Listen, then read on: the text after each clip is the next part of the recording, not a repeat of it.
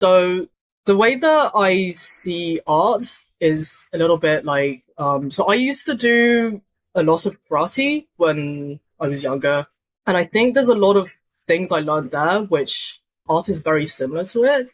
So I think a lot of people, if they don't do martial arts, they think the black belt is like the end. Like black belt is the aim, when in reality there's 10 levels of black belt, and it's like a lifelong pursuit to get to the end, and no one really does. So yeah, I think art is a bit similar to that. Maybe you could view it as like getting into the industry is like getting the first black belt, and in reality that's just the beginning, and there's just still an unimaginable amount that you still have to learn. Please welcome K Tang, an incredible concept artist and designer who joins us for a profound episode today.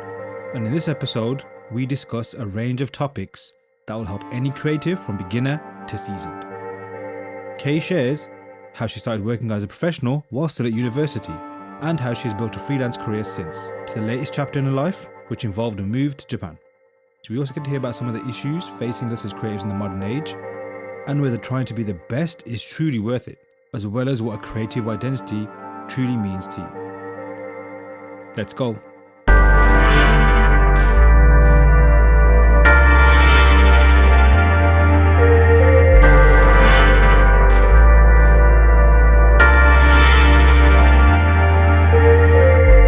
Hey everyone, welcome back to the Learn Squared podcast. I'm delighted to welcome our special guest today, K Tang. Welcome, Kay. Hi, thank you so much for having me on the podcast. My pleasure, and looking forward to talking. Very big fan of your work. I think I first discovered it, I think through Instagram mainly. That's where I discover most things, and then looking around and seeing all the stuff you do, and it's super, super cool. But before we get into, I guess, all of that kind of stuff, if you wouldn't mind just letting our guests know who you are and what you do. Hi, I'm Kay from London, and I'm a concept artist who has been working in the industry for about 4 or 5 years, mostly as a freelancer. I started out, although I started out in studio at Opus Arts, which is in London, and then since then, after graduating, I've just been freelance. I'm currently based in Tokyo. I moved here about 3 months ago, which has been really fun. Nice. And I guess like the Tokyo move, was that a professional move or was that a personal thing? I would say it's mostly personal. I came to Japan for the first time last year, and I spent quite a lot of time here.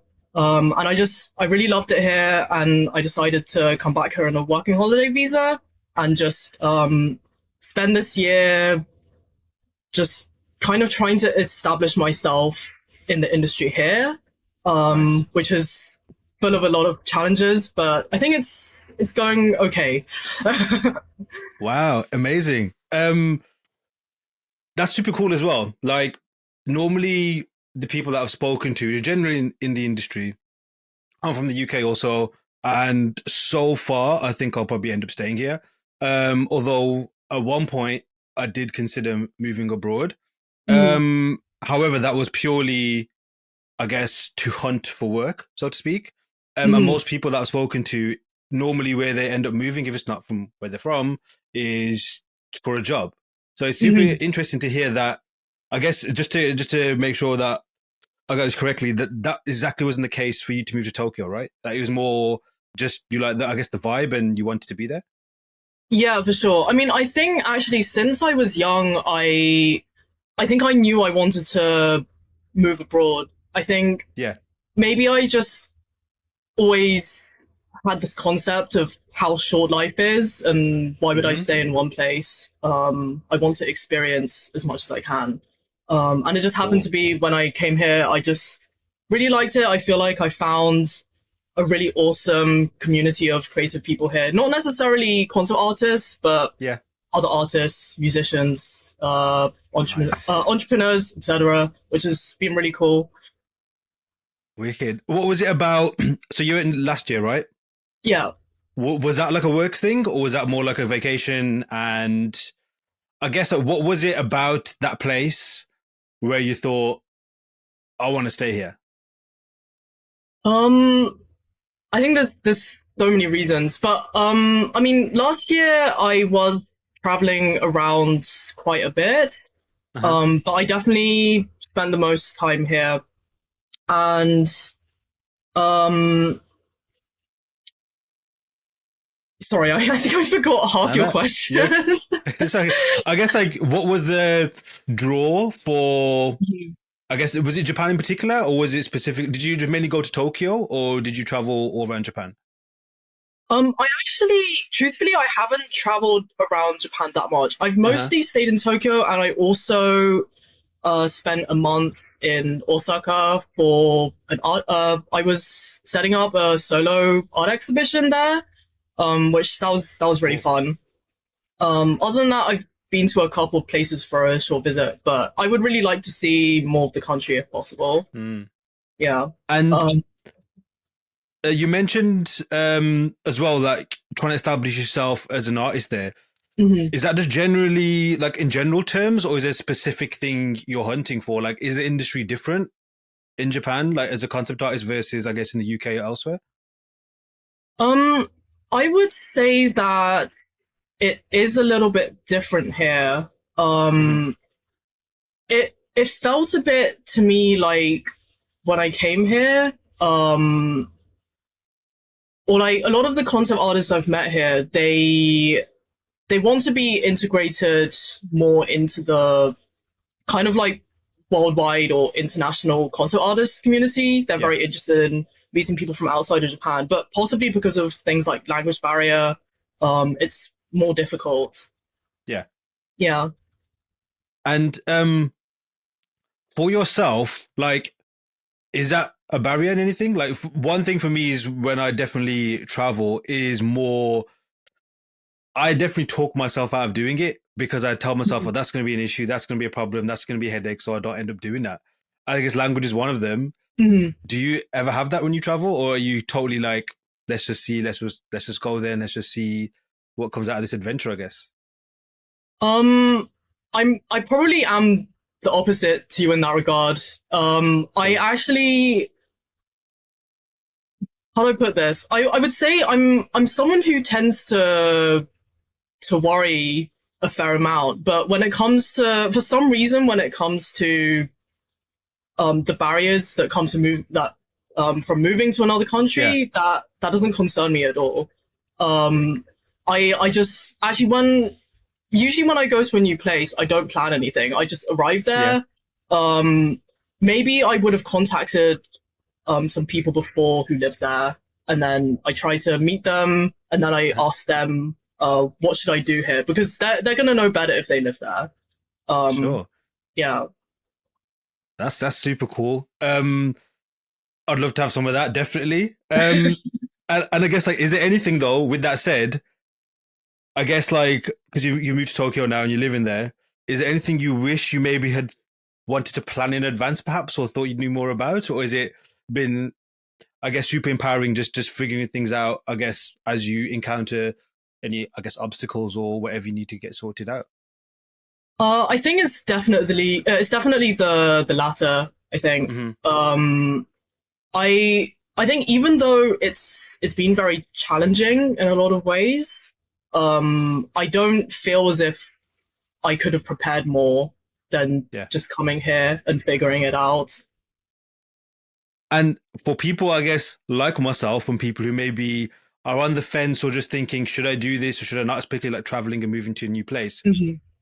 what would you say to them in particular? And also, what's the best advice you could offer them to maybe, like, I guess, sway them to say, make the jump?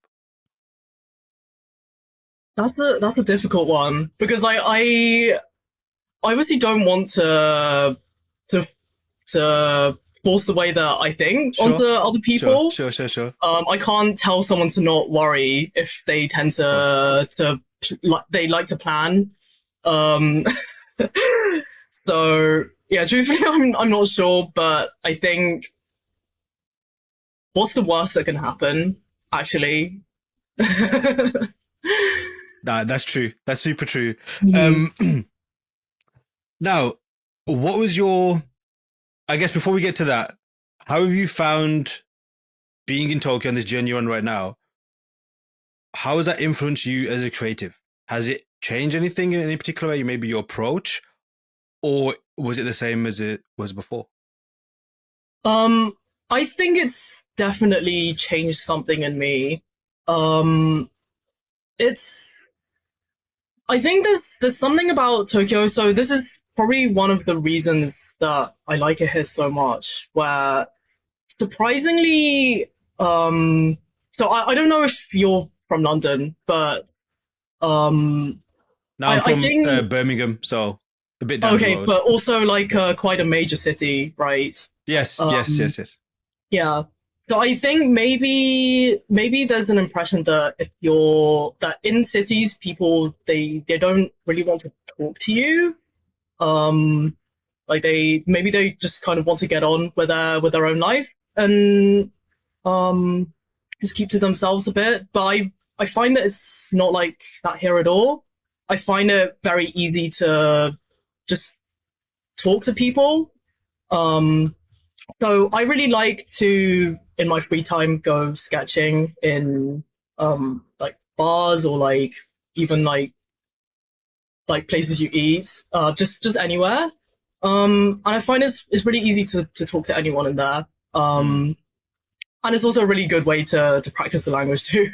mm, um, and I think growing up, I was definitely naturally an introvert. same. I Yeah. was really awkward. I really struggled to talk to people. But I think that I've always also had a fascination with people and what they can teach me.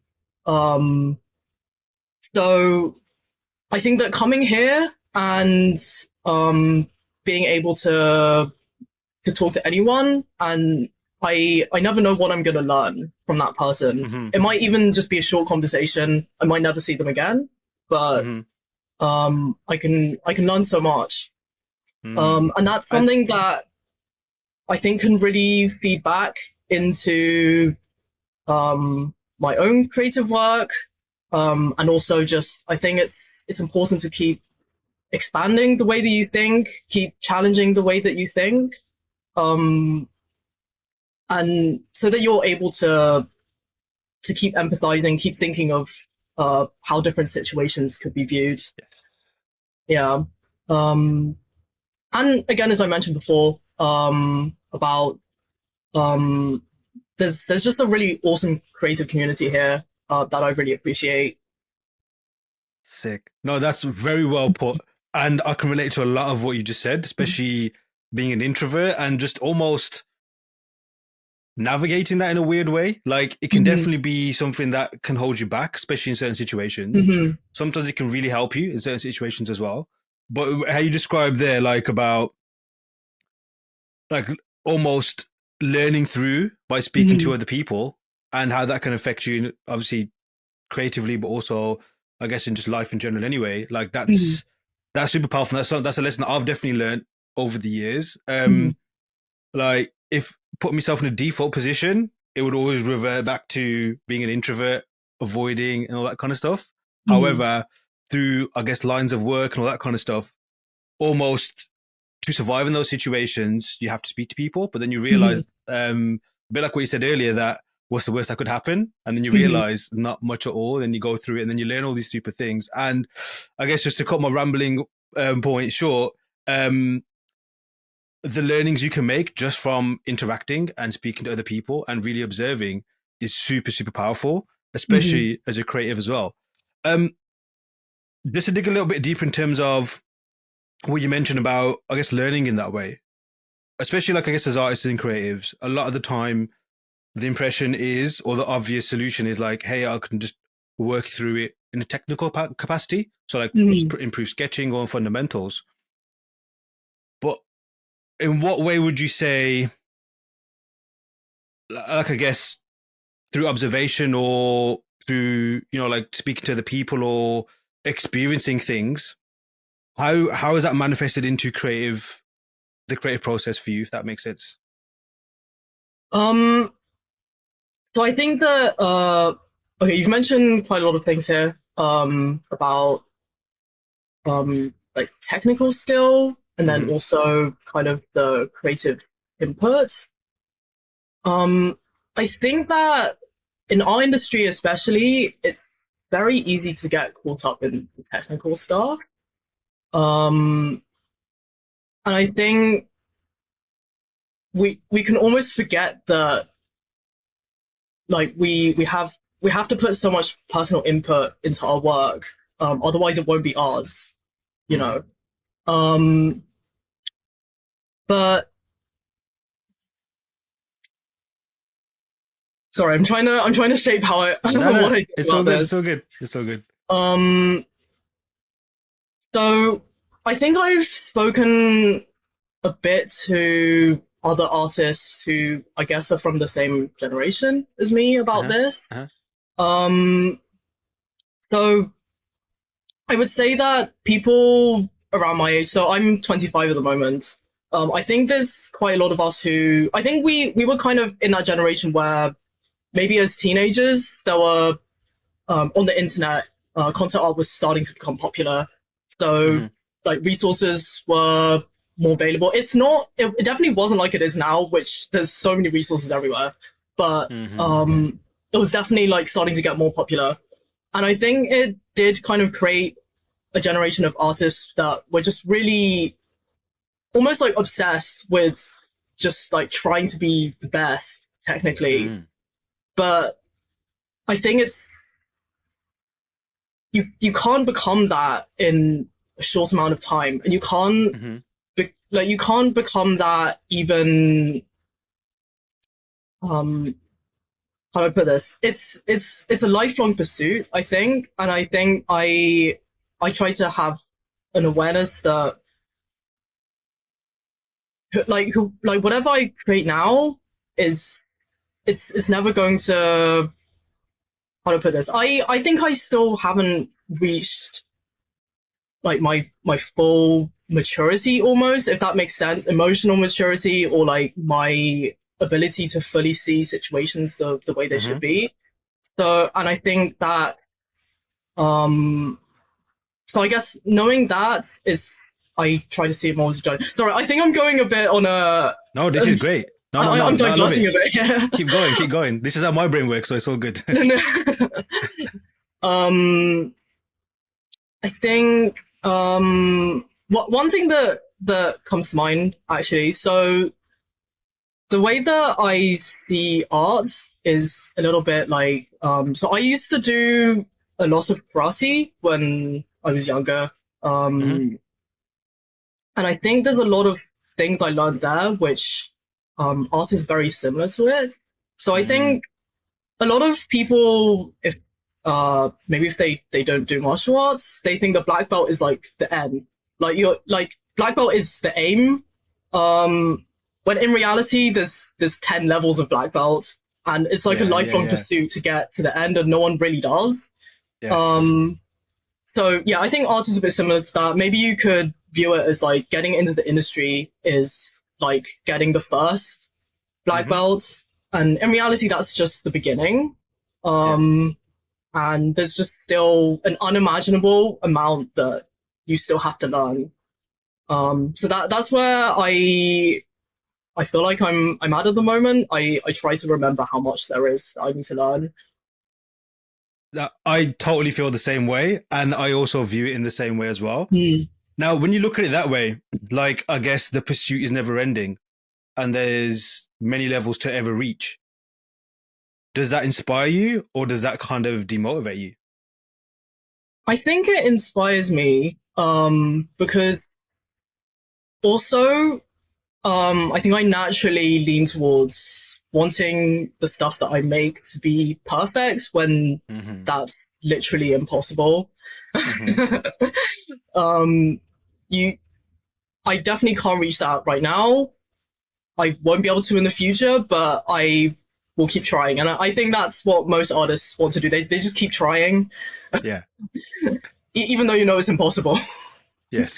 No, I get it. It's like, and I'm saying, yeah, let's put every eyes out there. Like it's you know when you see like a fly trying to leave a room, but it keeps banging Mhm. itself into the window, and it can't see the window that's open. That's how I feel in that regard. Like my, I guess the pursuit of perfect, like perfectionism. And I guess if you Mhm. look at it logically and analytically, it's like if you keep trying to push for that, I guess perfect score, um, it's either impossible or the amount of resources required to even get there is like so Mhm. insane. Like it's like why even pursue that? Yet we still keep going for it. Mhm. That's what I like. I don't know. I enjoy that for some reason. Like I acknowledge it, but I still keep going for it as well. But obviously, there's times where it does kind of get like a bit draining and a bit demotivating. Um, but yeah, like what's your relationship like with perfectionism? Because you mentioned there like that's something you, I guess you're always striving for. Um, is there anything particularly behind that, or is it just, I guess that the concept, I guess we can call it a concept of being perfectionist or perfectionism, and like that being, I guess, the ultimate goal. Like, so yeah, what's your relationship with perfectionism? I think it's something that I constantly struggle with because I do think that in the past I had a bit of an issue where I didn't finish my work enough. So I would kind of get to maybe 70, 80% and then be like, it's done. I don't want to think about this anymore. But then I found that as soon as I pushed myself to actually finish stuff, then really good results came out of it, as in like feeling like I personally made a jump in my work, Mm-hmm. um, or um, you know, that it helped me get the next freelance job. Um, but then I almost think that maybe because of that, it ended up swinging the other way a bit, where it ended up causing me to clam up a lot of my work, where I always Mm, thought, oh no, I need to just create this perfect thing, and then that will help me get to the next step of what I want to do. But yeah, it's definitely ended up having the opposite effect a bit. And at the moment, I'm still going through the process of trying uh-huh. to loosen up a bit again. Yes, It's a very difficult thing, I think. very true. And do you find that it will probably like switch again? Like, do you think, you know, it'll always go back and forth with this, and it's hard to find the balance, so to speak?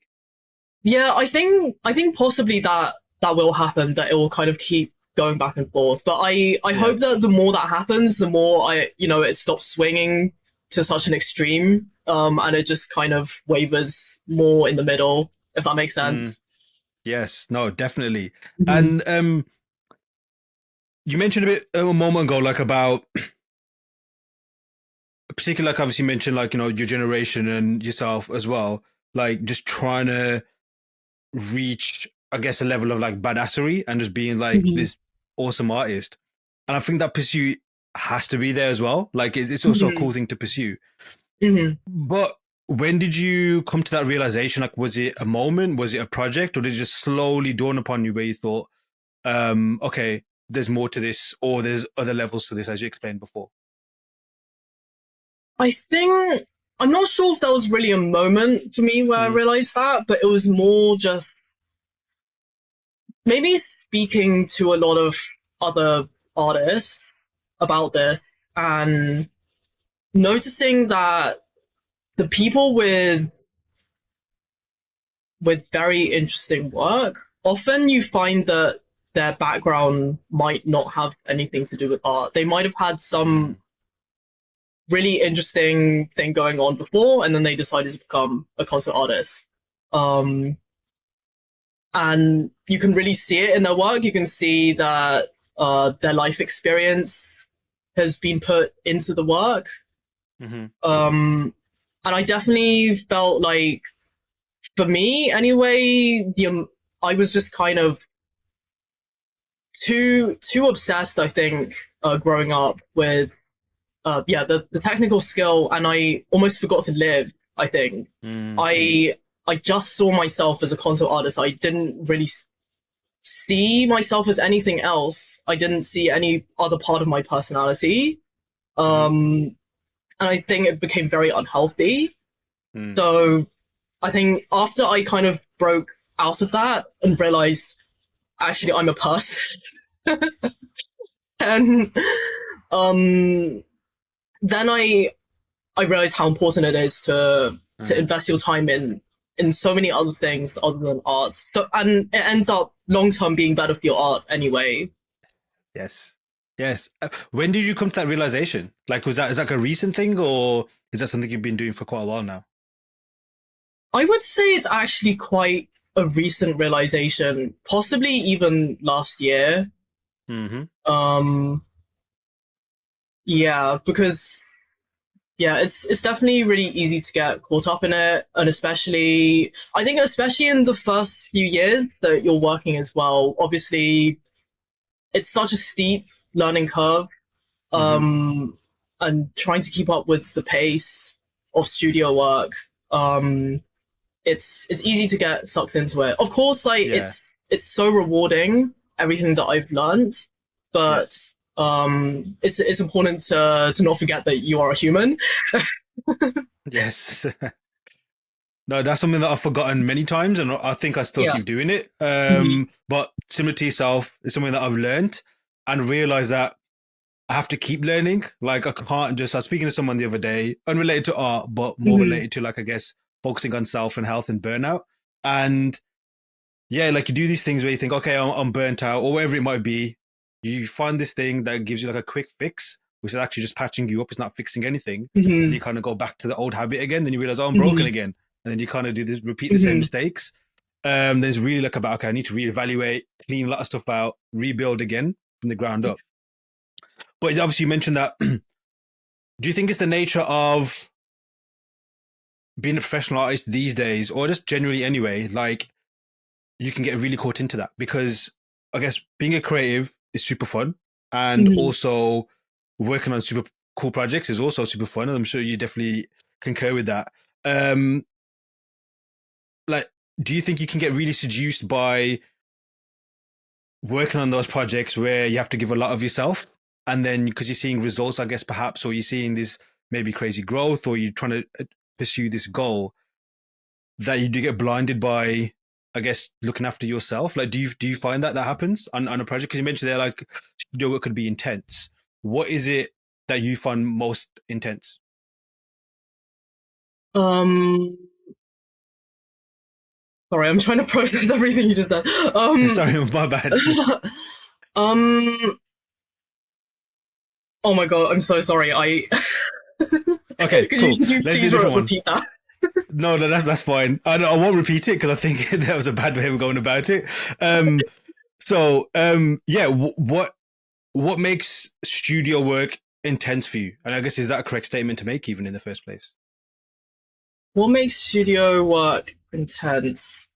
Um, I think I think there's a lot of different aspects to it. I think maybe especially when you start out, it can be.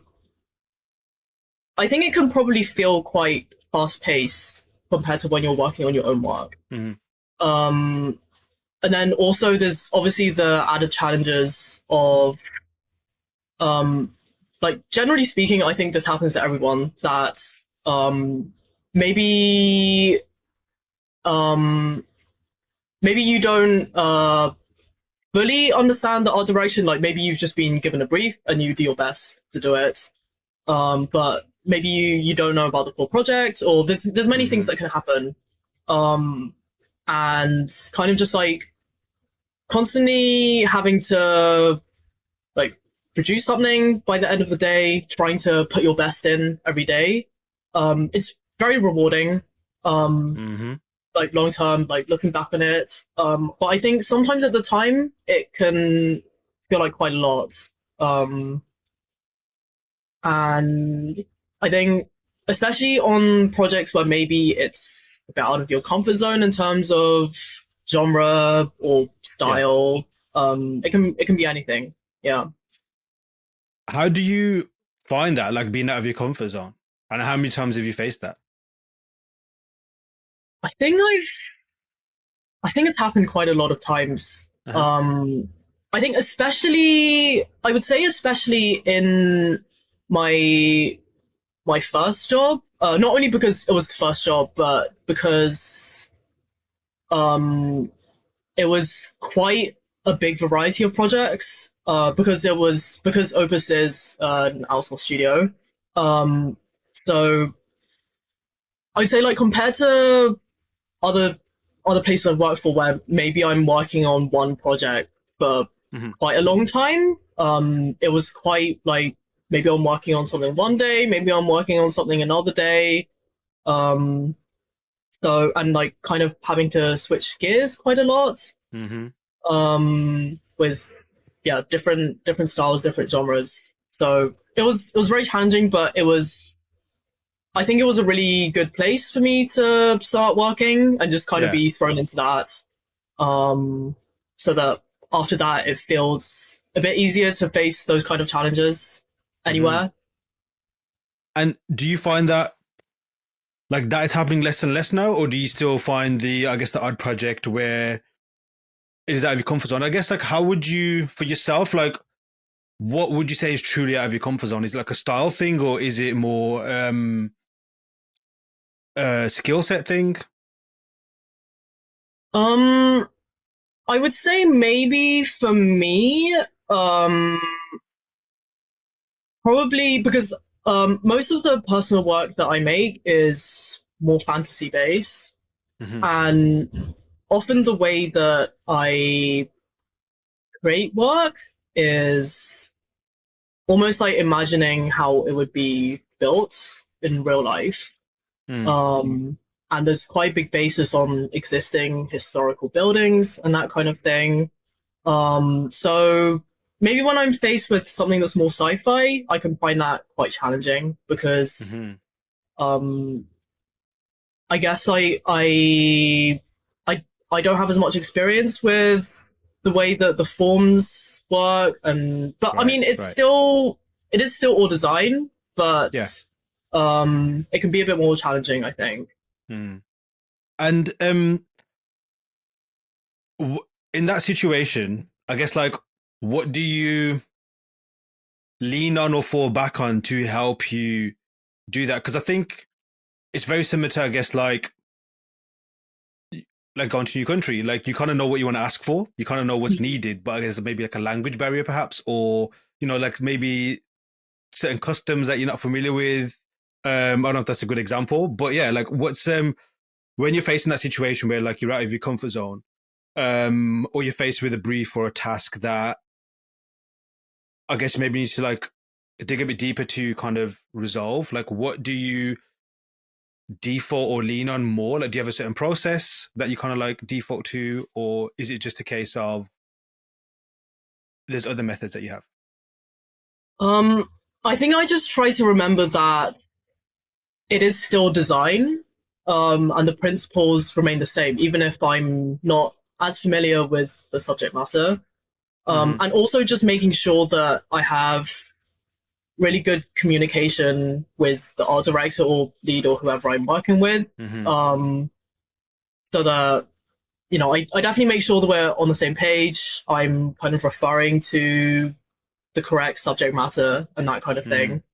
Um, but I think the things that I found the most challenging are usually the ones that then motivate me more to kind of do my own work actually, Yeah. Yeah. or maybe kind of put that back into my own work because otherwise, like if I'm left to my own devices, I will just kind of make very similar stuff all the time. Yeah. But it's not always good to do that. It's good to keep expand it, being forced to expand Yes. Yes. Yes. the way that I design.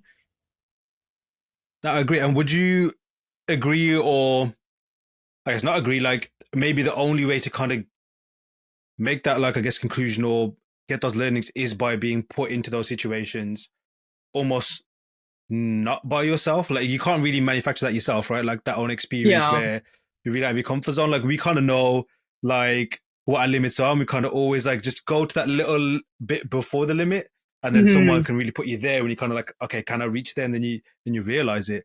Yeah, do you agree? Yeah, I definitely agree with that because Mm. I'm not going to put myself in that situation. Yes, So it's definitely really great for learning. for sure. Otherwise, I wouldn't be able to learn all these things. No, exactly. And yeah, what you just said there as well, like about things that you're kind of putting back into your own work. There's some things that I found myself doing, thinking, I remember when I did this, this was the thing I hated the most. Like I absolutely hated it. I never wanted to see it Hmm. again.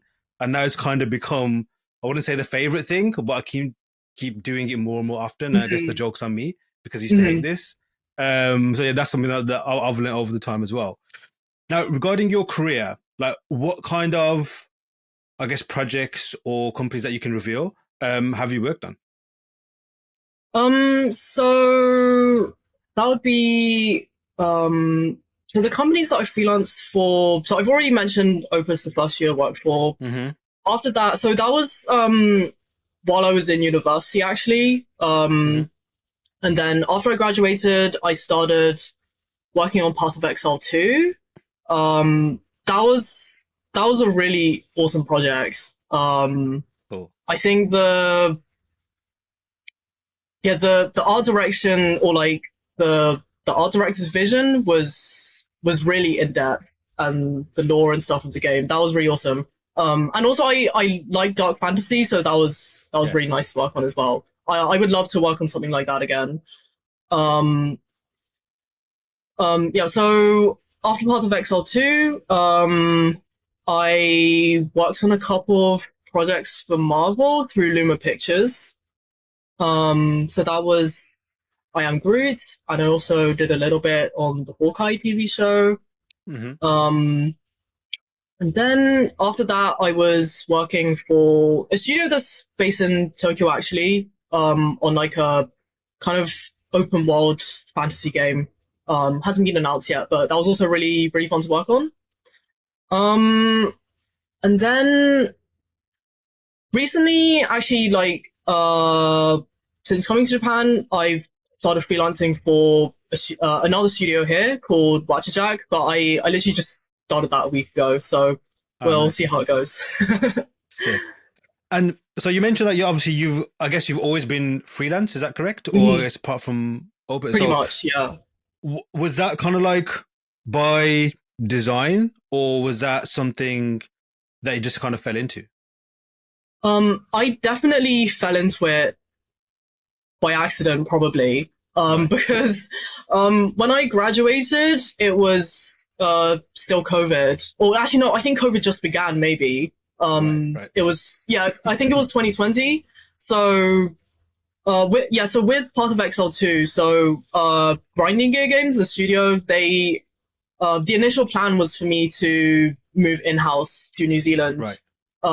but it just didn't end up happening because of COVID, which is a Mm-hmm. shame. I would still love to see the country Yeah. and meet some of my old coworkers.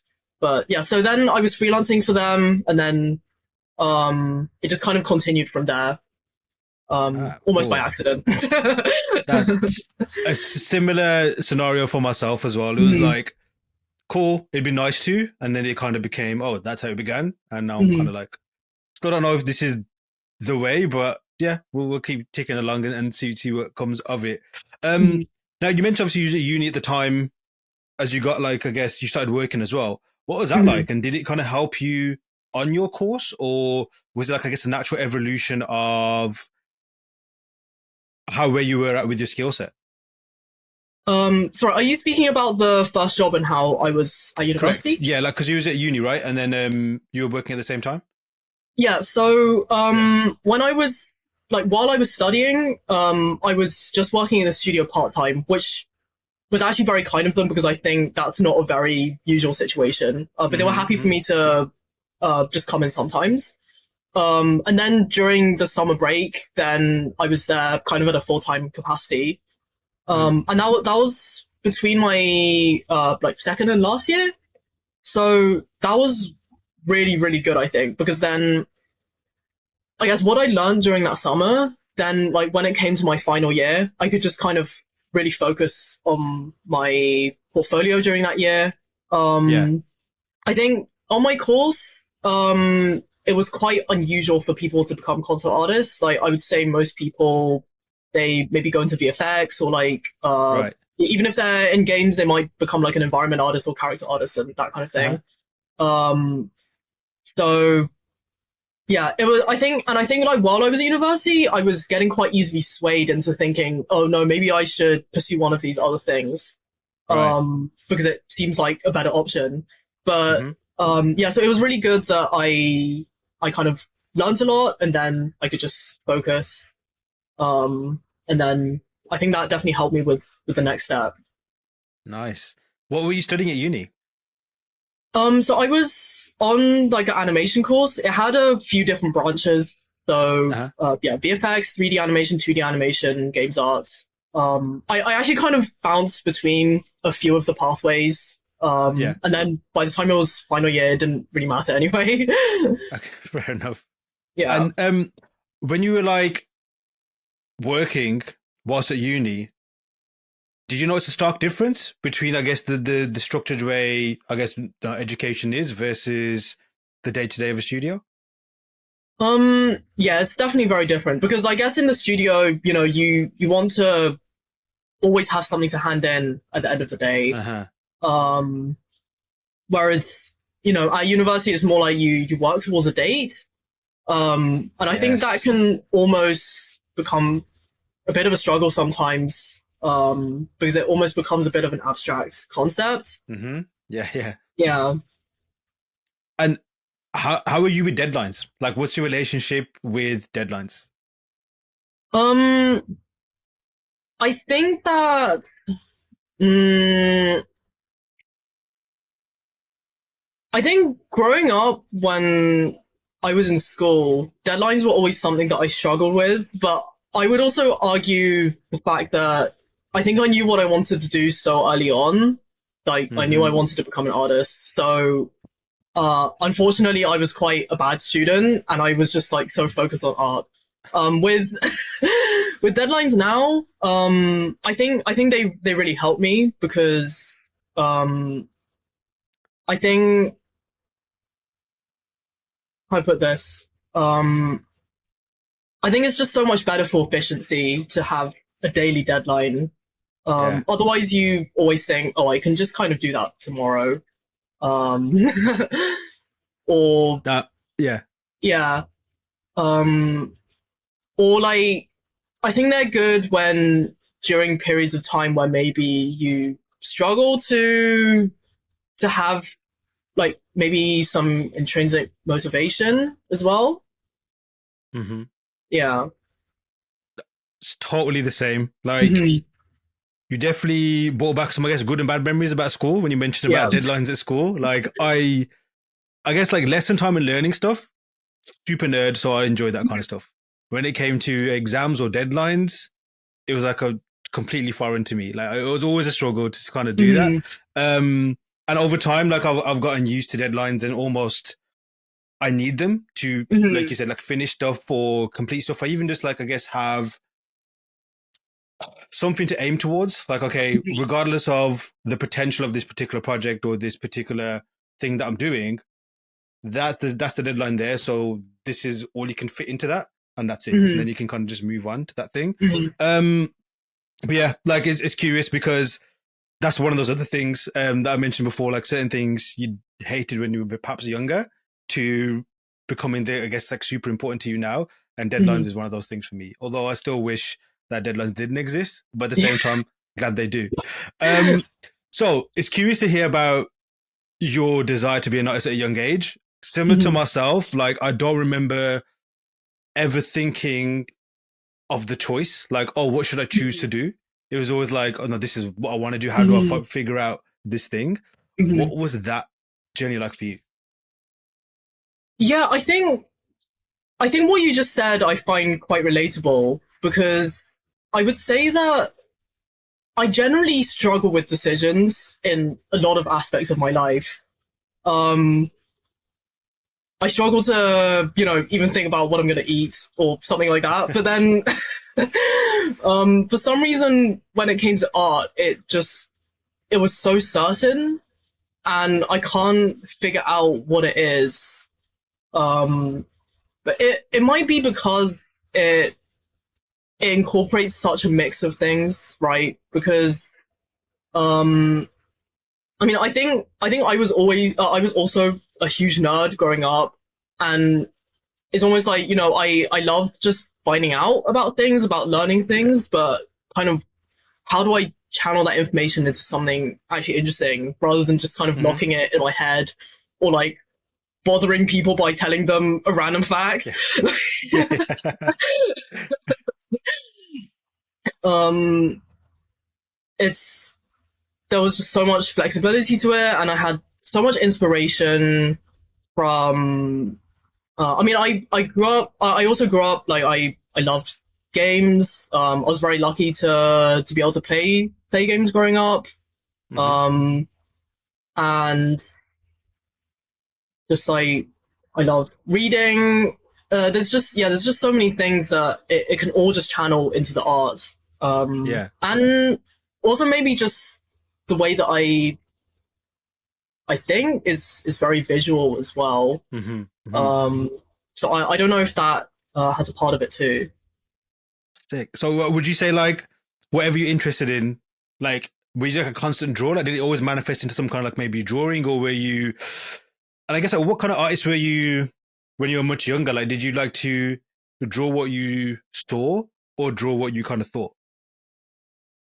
Um, I think I actually drew a lot of what I saw around me. Mm. I mean, at the very beginning when I was a kid, I was just like drawing Pokemon or something like that, right? But Nice. but I then like it.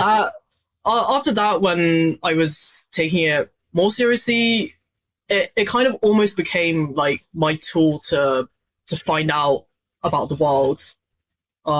Just by drawing as much as I could Yeah. around me. Um, and I'm really glad that I did that. I still love looking at my old sketchbooks from back then Nice. because Nice. it's such an amazing insight into like just I guess my previous self, like what Hmm. interested me about the world around me. So yeah, it's really awesome. I think having that record. Oh wow. Yeah, definitely. I wish I kept a lot of stuff from when I was younger. Mhm, I only have one thing since high school, nothing kind of before that. But even then, looking at that is the same kind of thing. I was thinking, did I really do this kind of stuff? And I mhm, remember like, oh, I did that to impress that particular person, but that's definitely not what I like, kind of thing. So mhm, it's interesting, like to see like I was using art in this particular way. mhm, But yeah, like it's and recently I just looking through some older sketchbooks, only a few years old, so it's kind of like I guess my current era of who I am. But even then, it's still interesting to see the kind of stuff that I was doing a few years back compared to what I do now, and mhm, almost glad that I found that again because I didn't realize I lost it, so to speak, like that I mhm. guess pursuit or whatever. But yeah, like how old are we talking? Like, what's the youngest sketchbook, or I guess the oldest sketchbook that you have? Like, how young were you when you started keeping sketchbooks? And also, it's super cool that you do keep them. That's really good. I think I started keeping sketchbooks since I was 11.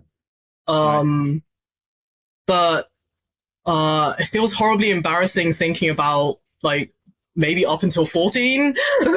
Right. I think the ones from when I was about 14, I still really like when I look at it.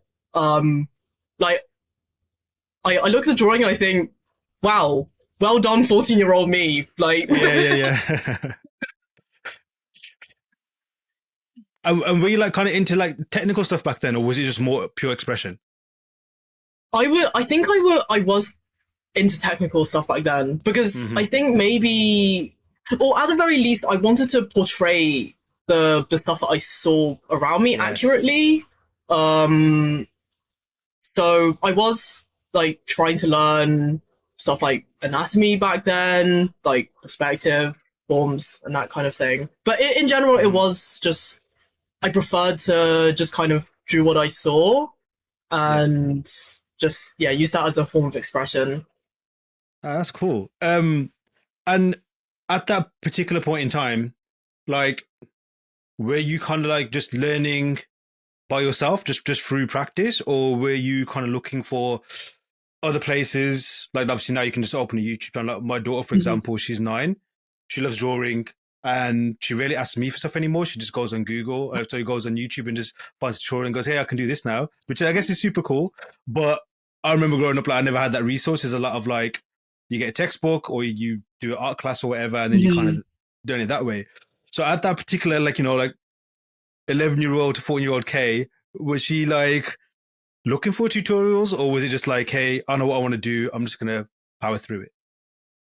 Um, I would sometimes look for tutorials, but I would often also just kind of look at artists' work that I like Yeah, and kind yeah, of think, how could I learn from them?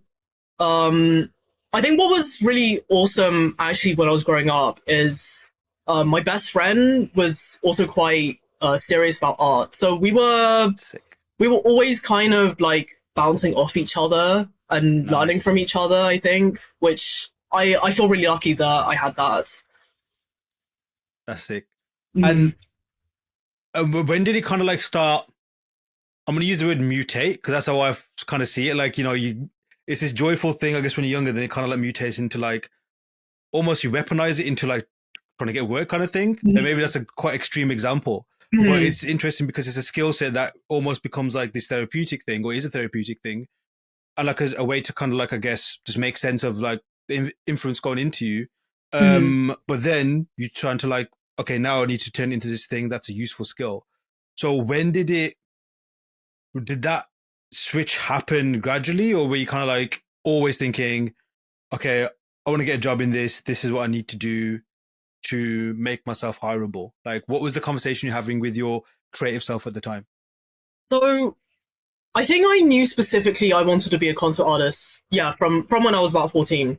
But I Nice. think to be honest, for like quite a few years following that, I didn't truly know what that meant.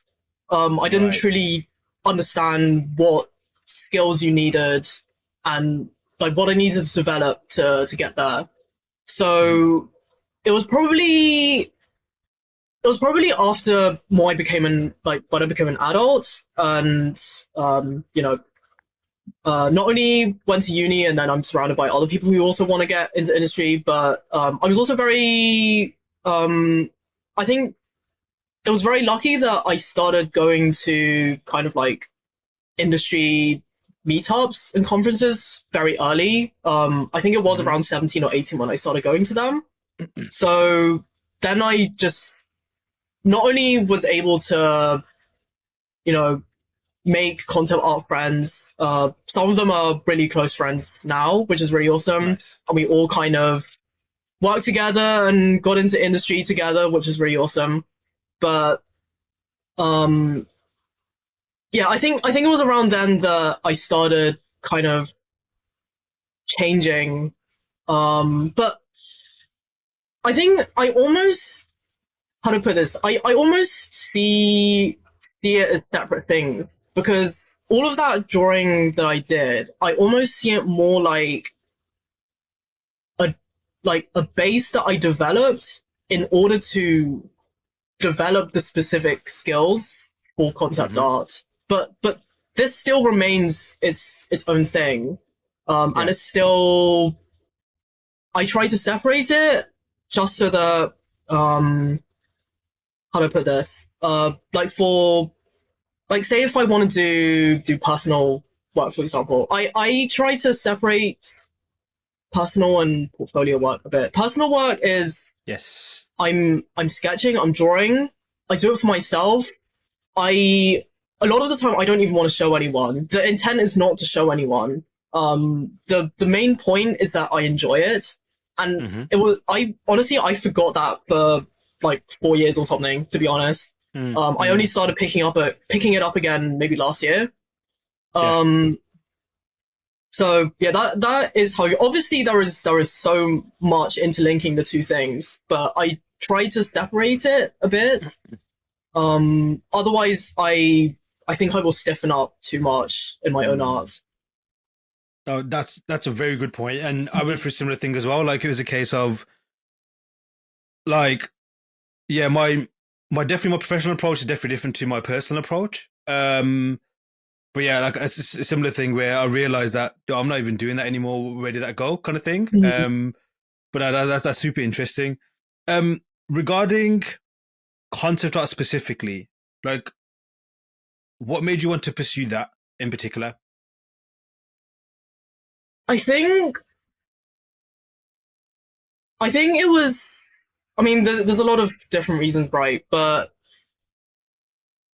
I think I did just feel very inspired artistically by games and certain films. Yes. That yeah, when I started discovering that you could do this as a job, and also just seeing some of the art made made for certain projects, that it was just, obviously there are these, I just thought there are these people creating stuff that doesn't exist, Mm-hmm. and but it's so real. They've somehow made it real. Um, there was just such a pull towards it, and the fact that it also seemed kind of like a more, how to put this? I'm not sure if stable is the right word, but Mm-hmm. it's it's a job. Like it's an actual Yes. job that Yes. exists. And not just kind of like, you know. I mean, art can be many jobs, but Yes. this there was just such a pull for me with concept art. Interesting. And were there any particular like IPs or shows or anything that like stand out for you that were like that's what you call back to when you think inspiration wise, or that's, but yeah, if you never like read that or watched it or played it, like perhaps, I guess let's be dramatic, but like that you'd never be a concept artist if it wasn't for those. Like, do you have any relationship with any kind of like favorite IP or anything like that? Um, I think for me, I was actually trying to avoid mentioning this, but Okay, cool, cool. yeah, it's Lord of the Rings because I'm just such a Lord of the Rings nerd. Nice. Um, Did you read the books first or watch the film first? I mean, I think I was quite young when the films came out, so I think I watched them when I Right, was quite young, and then I read all the right, books, right, right, right, or right. like the trilogy anyway, when I was 14. Yeah, yeah, yeah. Um, and yeah, I think it was when I looked at the concept of that, because it was all pencil as well, and I love drawing in Yes, pencil. yes, yes, yes. There was just Oh, such cool. a I felt so drawn towards it. And I think also just the design in it, I still often refer back to it because um just the way that they approached building that world visually for the films. um it's almost like they treated it like it was real history, Yes. which is crazy. Oh, like yeah, I'm gonna leave my thoughts about Lord of the Rings because we could be here all day, and Yeah. I know you're busy. But now equally, like there's just something special about Lord of the Rings, of course, but especially how the film was made. And I'm assuming you've seen the appendices, like the making of Yeah. Lord of the Rings. Yeah, Mhm. like that is. I often always like rank that above the films, like just knowing how it was Mhm. made because yeah, seeing people's approach in that, the level of craft that was involved, and their desire to want to make this thing. Mhm. That is ultimately a piece of entertainment that most people just watch for a few hours and just go on with their Mhm. lives. Yet, well, people like us, it's like led to an obsession, which is maybe a good thing or a bad thing. I guess time will tell, but that's powerful. And yeah, there's something epic about that. Has there been anything that kind of inspired you almost to that level since, or has nothing come close? I think probably nothing has come close. Although I would say that I don't know. I do have so many inspirations in terms of media. Sure, I sure. can't even begin to list. But I think that's always the thing that I think about if someone asks me that question. Mm-hmm. No, yeah, it's a great choice, and I think it makes complete sense as well. Um, However, same question again, but what is probably the most obscure IP? It might even be the whole thing. It might just be like an element of it or wherever else. What's probably the most obscure thing that has inspired you that maybe people would not expect? Oh, that's quite a difficult one. I think the first thing that comes to mind is I don't know if you've ever heard of the game Detention. No, Okay. no. When did it come Um out? I don't remember, to be honest. Okay. But it's kind of like this um kind of like dark horror, like Chinese based world. Right. Um yeah, so I'm struggling to describe it, but that was the No, first thing that's that came cool. into mind. Yeah. Um maybe because of um as I mentioned previously, I really like dark fantasy. It's strange because actually I really can't stomach any like horror media. Same. To be honest, when I watch stuff, I just want to relax. I Yeah. I'll just watch stuff that's like age rating 12 or below. Oh, I don't know, because I just want to relax. But when it comes to making my own stuff, I kind of like to delve into that. So I guess Interesting. there's the horror aspect, and also because I like to input like my cultural background into my work as well. Hmm. Yeah. Oh, that's cool. I'm the same. Like horror films, unless I happen to watch one by chance, I purposely would not watch them. Hmm. There's them definitely great ones. Like I think the only one that I watch, I remember, that I thought that's an amazing film, and it did scare me. Was The Witch? Came out quite a few years ago. Hmm. Um, with Anya Taylor Joy. I think that was her main role initially, but it's scary, but it's beautifully made. So Hmm. I'd highly recommend that one. Hmm. Um, but yeah, otherwise horror, I'm the same. Like maybe 12 or lower. Like that's normally a good thing. Although I do like messed up films. Like not because they're messed up, but when they really push the limit. Like I think of Old Boy and films like that, Yeah. and just like yeah, I like that kind of stuff, and I don't mind like I guess Tarantino level of gore and violence. Hmm. But when it's put in a horror setting where there's like that threat and Yeah. stuff, no Hmm. thanks. So where did dark fantasy come from? Like, when did that become? So you said that that's like your main. I guess if there's a category you could put your name under, would it be that dark fantasy in terms of like maybe influence or inspiration? Um, I mean, I guess like the work I have in my portfolio is not dark fantasy at the moment, but Right. it definitely is something that I really love doing. Um, I think it's a bit difficult to explain like why I ended up in there, but I think there's I think I take from a lot of kind of maybe personal like darker experiences that have happened to me. Right. Um and it's maybe my way of trying to understand it and trying Mm-hmm. to process it into something tangible. But Right. I didn't even realize this when I started making it. It was only Yeah. when I reflected back on it later that I realized that that was what I was doing. Wow.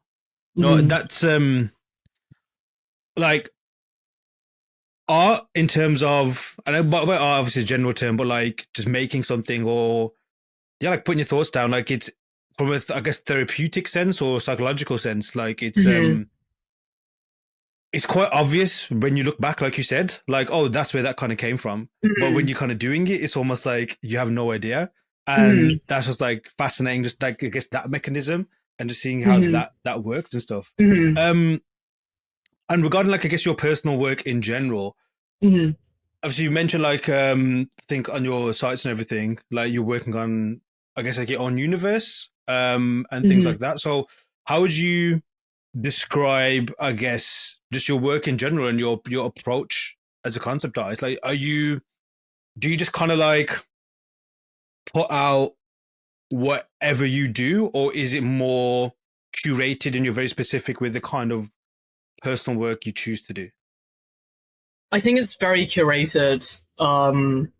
I although I would say that like maybe in the last few years, I'm breaking out of it a bit now, but in the last few years, it was very much like I would try to focus on one project at a time.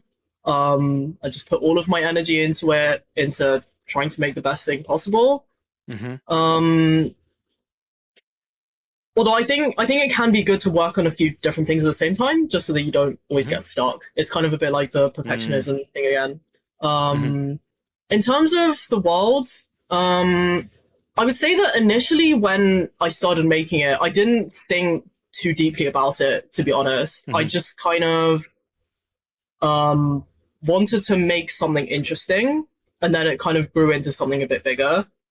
Mm-hmm. But I wanted to, yeah. So with the first project in that world, I guess. Like, so this is the Chinese giants one you're referring to, right? Yes. Um, I think I think I was just trying to show how to put this. I think that online on like when you look at ArtStation and stuff, there's Mm-hmm. quite a lot of art that's inspired by like Chinese stuff, like other East Asian things.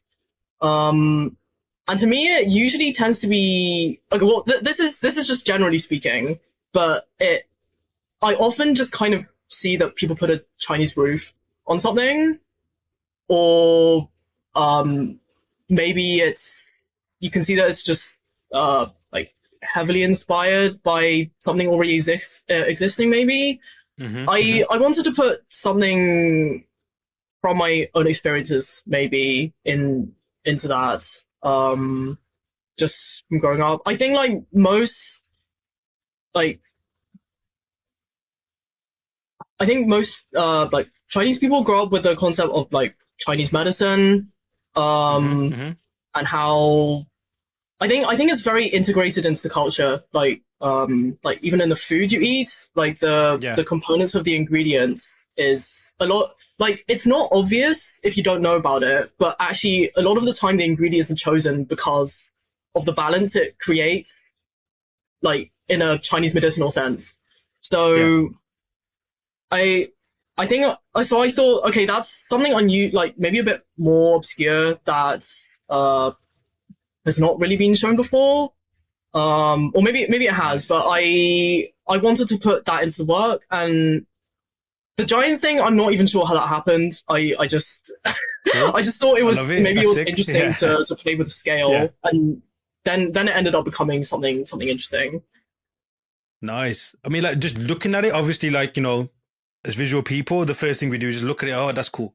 Whether it's the composition or shape language, whatever attracts you to something, that's what draws you in. Then when you look a bit deeper and you look at the layers and look at all that kind of stuff, I guess like perhaps maybe it's the world building element of it or the level attention to detail as opposed to just detail, like the attention to it, Mhm. which you're very good at, in my opinion. Like the way you work, and you can kind of see when you say like perfectionism, like there's there's definitely like you can see the person's, and I'm speaking obviously about yourself, but like the craft involved. Like this isn't, at least the way I see it, as someone who's just plunk stuff there. Like everything's considered, everything's put there for the reasons and that they're supposed to be there. So that's definitely something that I've definitely enjoy when I see this the work that you do. And yeah, like I also like it definitely kind of explained it there a little bit as well, like how the reason for exploring that is a bit beyond just this is a cool image. It's like Mhm. there's more to it and there's more things infused into it as well. Um, how are you finding this particular journey in this project? Like, do you have, is this like a universe that has unlimited possibilities, or is it a finite thing that you know how it's going to manifest and when it's going to end?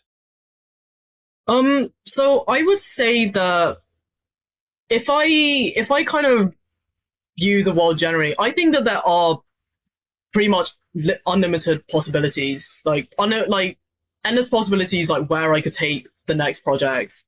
Yeah. Um, but I would say that for me, at the moment, I'm actually taking a little bit of a break from it because Yes. I think at the time that I was working on it, um, I think maybe I was struggling a little bit with my own cultural identity, which is something which I think a lot of like second generation, third generation, etc. Mm-hmm. Mm-hmm. have. And it was my way of unknowingly processing that. But Yeah. I think that since then, I've become much more comfortable in myself, and I Yeah. don't feel so much of a need to express that. Yeah. And I feel like it would also probably help my art a lot to maybe move towards other things for a bit. So I mean, Mm-hmm. I wouldn't say that I'm never gonna go back to it, but I would like to pursue other things for now, I think. Cool. Is there anything Mhm. in particular that you can mention, or like I guess certain things you want to pursue or to try out, or is that top secret for now? I'm actually not gonna mention it because I Okay. find that whenever I say that I'm gonna do something, I end up not doing it. Same. I'm the same. Yes. No, that's I get it. I respect it as well. Have you figured out why that is, or have you not even opened that Pandora's box yet? Because I've kind of done that journey, and it's like I open it, I'm like, oh, that's a big mess. But then I kind of know why as well. Um, but yeah, yeah, I'd love to know your take on that. I mean, I think that in the first place, it's pretty challenging to finish like really complete a personal project like to a place where you're happy with. Yeah, I think if you start mentioning that to other people, the amount of pressure that piles up, I think, ends up being really counterproductive for me. I think there's other people who find mm-hmm. that it really helps, like, it adds Yes, yes, accountability. It means that they actually make stuff because their friend is like, where is that thing that you were talking about? But I think, yeah, for me, it adds unnecessary pressure, and I would rather just not tell anyone about it unless I'm like asking someone I know well for feedback or something like that. mm-hmm. But otherwise, I try to keep it to myself. Nice. Mm-hmm. I definitely can relate to what you mentioned there about like not to. I'm paraphrasing here, but like struggling with I guess cultural identity. Like I Mm-hmm. am Indian, like second. I don't even know how the generations work, but Mm-hmm. yeah, like second or third or whatever. Mm-hmm. But I have family and friends who are very much in tune with, I guess, culturally. I'm Mm-hmm. definitely not, and it's something that I haven't pursued or don't want to pursue, but I kind of still do it. And anyway, it's like cultural. There's a lot of cultural things, a lot of things that happen, and what you mentioned there about food and stuff, I can totally get what you're saying because it's like a similar thing in our cuisine as well. Like it's Mm-hmm. there's reasons why certain things happen, Mm-hmm. processes and that kind of stuff. So I totally get you. But yeah, like it's something that I've also thought about recently as well. Like, what are you kind of thing in terms Mm-hmm. of like cultural identity or where do you fit in, and all that kind of stuff. And it's been an interesting, I guess, kind of thought experiment or just little journey I've gone on, just kind of see where I fit in within myself, if that makes sense. But yeah, Mm-hmm. I'd love to know a bit more about your journey on that. And I guess what did anything in particular lead you to that, or was it just something that's always like nagging in the back of your brain, or did something trigger that for you? Sorry, do you mean that did something trigger the feeling of discomfort in my cultural Yeah, yeah, identity? yeah. Or Oh, yeah, exactly. Yes, yeah. I mean, I think that I don't know if it was the same for you, but I think it was an ever present thing within me. Um, just like since I was very young, I think it's always been there. Mm-hmm. Just like I definitely think that my first memories of school, even I can remember stuff where okay, I realized that I'm I'm different or I feel different Mm-hmm. to the people Mm-hmm. around me. Um, or like feeling a cultural difference with people who are from the country that I'm from, and Yes. also a cultural difference, or maybe not a cultural difference, but feeling like a foreigner also in, like, say if I'm in Hong Kong, Yeah. Yeah. never quite feeling like I fit in anywhere. Actually, I Yeah. think that is a big reason why, like another big reason why I felt the need to move abroad as well. Um, Interesting. because of the feeling of like not quite fitting in. I mean, of course, I'm a foreigner here too. Um, but I think at least I feel like I don't fit in anywhere. I might as well choose a place where I enjoy living. Mm, mm.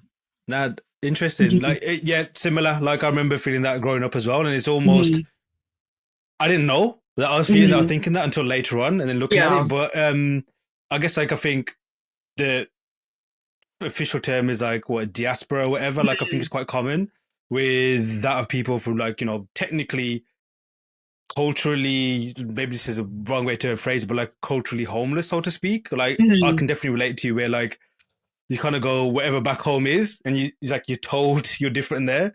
You kind of mhm, told you're different elsewhere, and it's like, oh, where do mhm, you fit in? And then I've spoken to people, obviously, like of different ages. Like, this is not just like, I guess I'm fast approaching 40. I'm 38 right now, so people mhm, around my age, people younger, people older as well.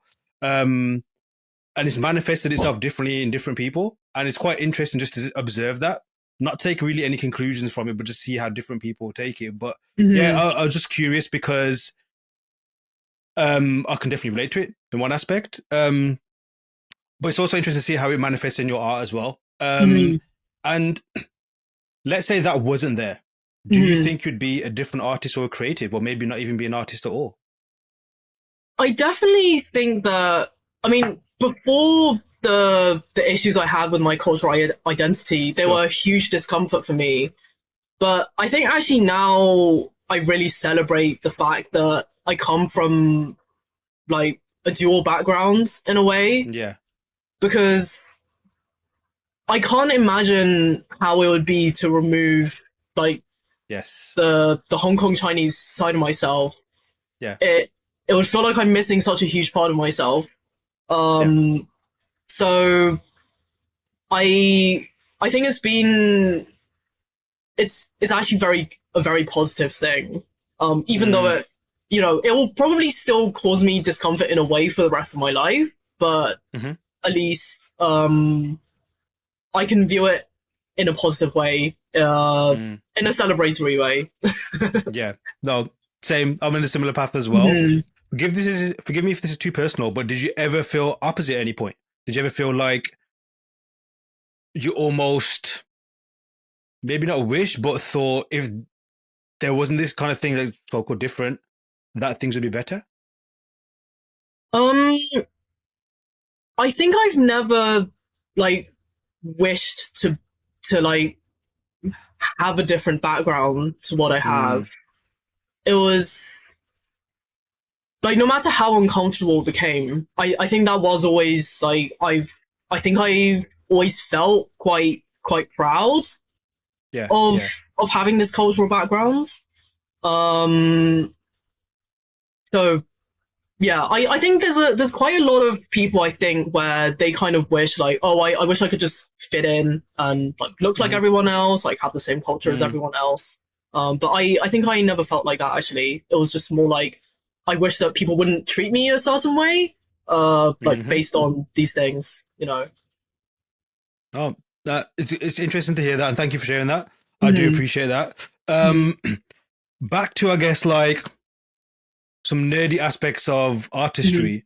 What's your workflow? Like, what do you have like specific go-to tools? Because you mentioned obviously like growing up is more pencils and Mm-hmm. pens and etc. And like just 2D, I suppose. Mm-hmm.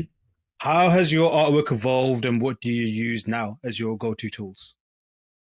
Um, yeah, so I definitely had a really 2D based background, just like drawing and painting. Um, I think it was when I started university that I started learning 3D. I think I dabbled in it a bit before that, but I didn't really know how to use it. Um, Hmm. yeah, so I learned Maya in uni, but then that kind of changed to Blender because, I mean, the functionality is really similar. And yeah, so I mostly use Blender and then a bit of ZBrush, a little bit of 3D Code, Marvelous Designer. But yeah, it is mostly Blender and a bit of ZBrush, I would say. And Mm. then the other programs are just kind of if I need something really specific. Yeah. Yeah. And do you, is that more necessity of like kind of work do you want to do or need to do? Or is that how you, is that the tools you prefer now to use to create? Or I Um, guess so. Do you miss using pencil and pen and stuff and paint? I mean, I guess like I mentioned before that like with really, really personal work, I'm still using pencil and pen and stuff. Yeah, yeah. And that's kind of my outlet. Hmm. And I do really enjoy using 2D for concept art as well, but I think I do quite like seeing like how tangible the result is with 3D in a way. Yes, yes. I mean, it did kind of evolve from a necessity. I think that, especially when I started 3D, I was just like, what is this? Why am I looking at a bunch of gray boxes? Like, Yeah, that's true. So I much don't think gray. it was something I was naturally drawn to. Yeah. But then it ended up becoming the main part of my workflow. Hmm. Um, And are you looking at, like, I guess at the, corner of the eye, are you looking at other tools that maybe you want to develop or look into, or are you happy with what you're using right now? so I think I would like to use a little bit more of Unreal. I started using it a little bit recently, but I mean, I guess I Yeah. am mostly a prop designer, Yes. and kind of bleeding into environment. But I think using Unreal for environments can be really nice. Hmm. Um, but to be honest, like so far, I've only really used it for like when the K Bash sets that I did with Big Medium Small recently, when that Mm. came out, I kind of played around with the assets in Unreal then, which that was really cool. That's a super cool kit, Mhm. and I'm assuming a super cool project as well. Some of the previous guys I've spoken to from Big Medium Small, there's definitely like you can tell the effort and level of craft that Mhm. goes into what they make. What was that journey like? Um, that was really cool. So actually, at the beginning, pretty much, Jama said to me, just treat this like a personal project, and we will help you out with like texturing, like making sure it's fit for Unreal and like optimize Blender and like character art and just like improving it in general. Um, so I pretty much just made whatever I wanted, and then they were happy with everything I sent them, and then Sick. um really improved on it. They did such a great job. Um, and yeah, I was actually quite surprised at the end as well, like when it was all kind of put together. Yeah. Because I guess at the time I'm just kind of working on one thing and then sending it to them, and I don't really see the Right. bigger Right. Right. picture. But it Nice. was really cool then using those assets and Hmm. putting it in an environment. So Awesome. Now regarding obviously your career at the moment, you've moved to Tokyo. You've started this new, I guess, like a gig that you just started like mhm, was it last week, I believe. mhm. Um, how do you foresee? And this is always like a hard question to answer because it's a predict the future type thing. But I guess like, how do you foresee your future for the next 2 years or the immediate future? And do you have any plans for your career? Um, so I would say that like I guess because I specifically would like to build my career here in Japan, my focus is kind of trying to get full-time work here and establish myself here and then see where that takes me. Mm-hmm. I think like also within my own work, I've always wanted to just have a really fleshed out big personal projects that I make over a really long time. Mm. So I think I'm actually kind of more focused on that. So establishing myself here and then also the personal stuff um, would be the two main things, I think. Oh. And obviously, like industry wise, there's a lot of things happening right now. I mean, Mm-hmm. currently we're in like a wave of people who are struggling to find work or they're out of work because of layoffs. Some Mm-hmm. of it either directly or indirectly linked to AI. Yeah.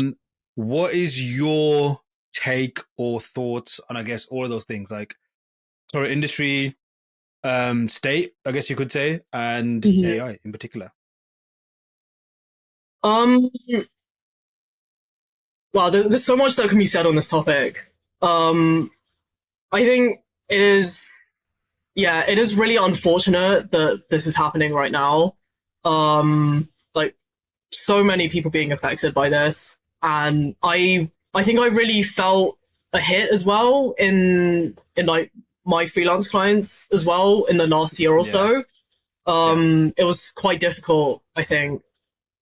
Um, in terms of AI, I still just okay. I know that it's becoming really advanced now, but I still just think that it it can't replace a human.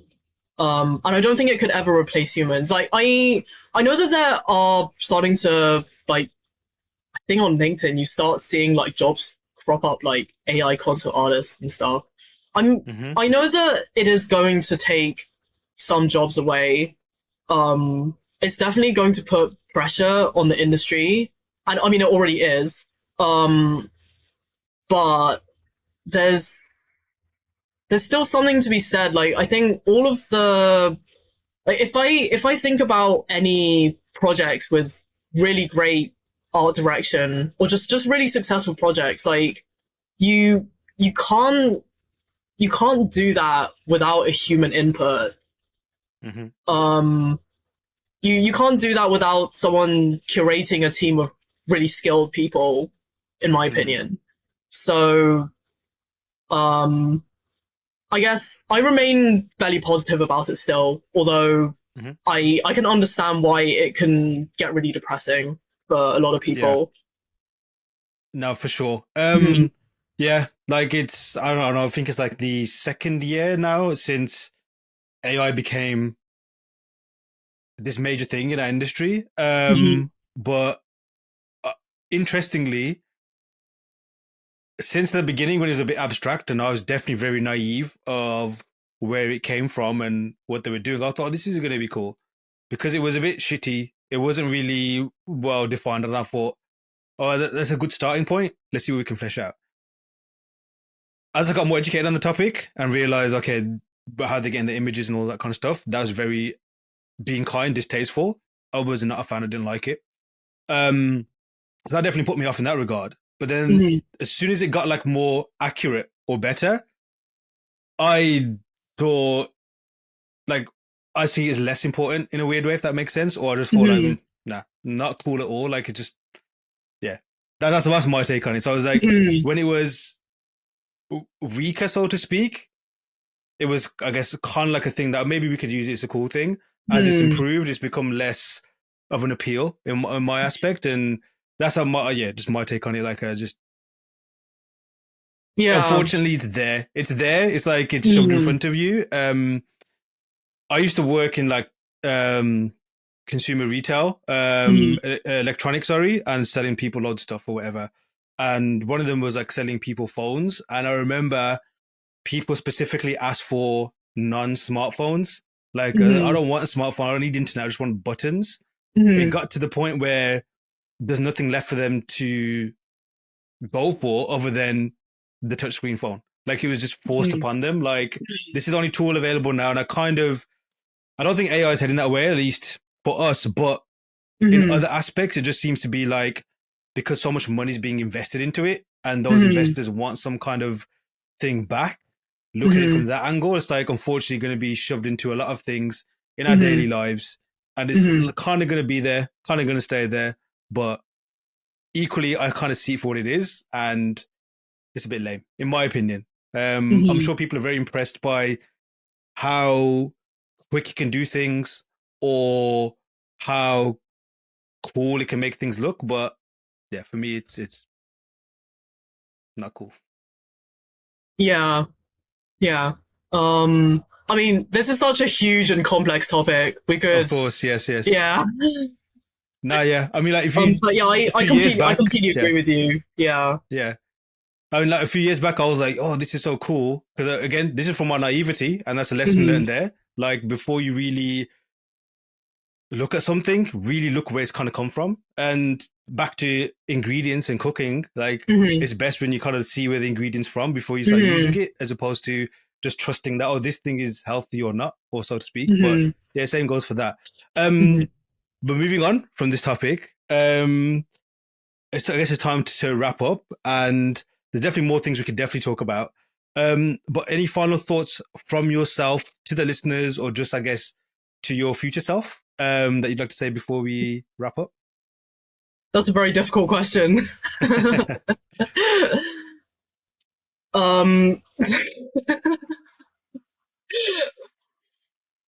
I I can't think of anything. I'm sorry. That's great. That's awesome. Nah, fair enough. Fair enough. Kay, it's been an absolute pleasure talking to you. You. I like your philosophy. I like your approach to things. It's super cool. And we should do another one soon. Mhm. Thank you. Thanks for jumping on. A massive thanks to Kay for an incredible chat and for giving me plenty to think about regarding my own creative identity and more. Hit the links attached to give Kay a follow and see what she's up to. Then head to learnsquare.com and begin your creative journey today. I've been your host, Aaron Danda. Till next time.